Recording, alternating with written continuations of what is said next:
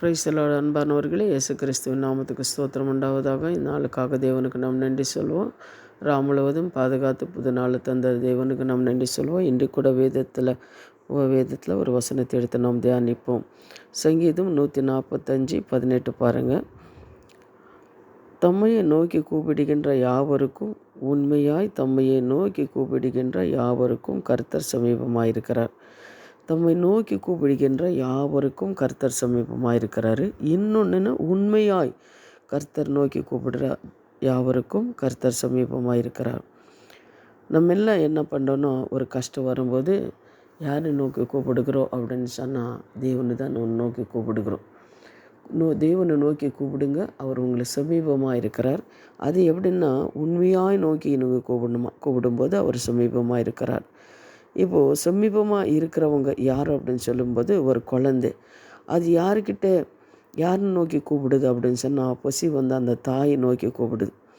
யார் போய் அந்த போய் எடுத்தாலும், அந்த குழந்தைக்கு ஆறுதல் சொன்னாலும், ஆனால் அந்த தாய்கிட்ட இருக்கிற ஒரு சந்தோஷம் யாருக்கிட்டே கிடைக்காது. அதுபோல தான் இந்த உலகத்தில் அன்பானவர்களே, உங்களுக்கும் எனக்கும் யாரை நோக்கி கூப்பிட்டாலும் நம்மளுக்கு சந்தோஷம் கிடைக்காத சந்தோஷம் கர்த்தர் நோக்கி நீங்கள் கூப்பிடும்போது அவர் உங்களுக்கு சமீபமாக இருக்கிற தேவனாக இருக்கிறார். அதை உண்மையாய் நோக்கி நீங்கள் கூப்பிடுங்க அப்படின்னு தான் ஆண்டவர் சொல்கிறார். அதுபோல் உண்மையாய் நோக்கி கூப்பிடும்போது கர்த்தர் உங்களுக்கு சமீபமாக இருக்கிற தேவனாக இருக்கிறார். என்னென்ன காரியங்கள் இருந்தாலும் சரி, அவர் பார்த்து நீங்கள் கூப்பிடுங்க, அவர் சமீபமாக இருக்கிறார். ஒரு கஷ்டம், என்ன கஷ்டம் இருந்தாலும் அவர் நோக்கி கூப்பிடுங்க, உங்களுக்கு சமீபமாக இருக்கிற தேவனாக இருக்கிறார். ஆனால் மனுஷன் இந்த உலகத்தில் கைவிடலாம், தேவன் உங்களை கைவிடவே மாட்டார். ஆனால் மனுஷன் மேலே நம்பிக்கை வைத்து நீங்கள் ஏமாந்திருக்கலாம், ஆனால் தேவன் மேலே நம்பிக்கை வைத்தவங்க யாரும் ஏமாற மாட்டார்கள்.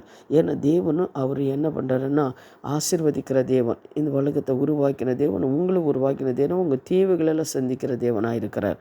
அதே போல் இன்னொரு பாகம் 4:7 நீங்கள் பாருங்கள். தம்முடைய தேவனாகிய கர்த்தரை நாம் தொழுந்து கொள்ளுகின்ற போதெல்லாம் அவர் நமக்கும் சமீபமாக இருக்கிறார் அப்படின்னு சொல்லி நாம் பார்க்குறோம். கர்த்தர் நீங்கள் எப்போ தொழுந்து கொள்ளுகிறீர்களோ அப்போல்லாம் அவர் உங்களுக்கு சமீபமாக இருக்கிற தேவனாக இருக்கிறார் அப்படின்னு சொல்லி கூட நம்ம பார்க்குறோம். அன்பானவர்களே, இந்த உலகத்தில் யார் உங்களை கைவிட்டாலும் கர்த்தர் உங்களை கைவிட மாட்டார்.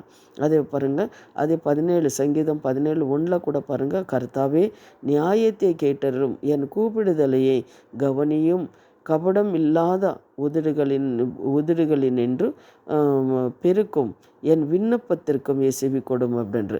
அதனால அன்பானவர்களே, கர்த்தரை என்ன பண்ண நீங்கள் கூப்பிடும்போது அவர் உங்களுக்கு சமீபமாக இருக்கிற தேவனாக இருக்கிறார் அப்படின்னு சொல்லி நம்ம பார்க்குறோம்.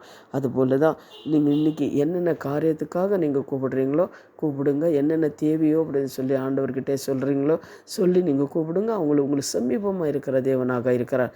மனுஷன் கைவிடலாம், பெற்றவங்களை கைவிடலாம், எல்லாரும் உங்களை கைவிடலாம், ஆனால் கர்த்தர் உங்களை கைவிட மாட்டார்.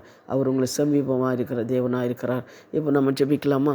எங்களை அதிகமாக நேசிக்கிற பரலோக பிதாவே, சர்வ வல்லமுள்ள தேவாதி தேவனே, உங்கள் கர்த்தாவே, இந்த காலை வேளையில் உங்கள் பாதப்படியில் உங்கள் சமூகத்தில் நான் வருகிறேன் ஆண்டவரே.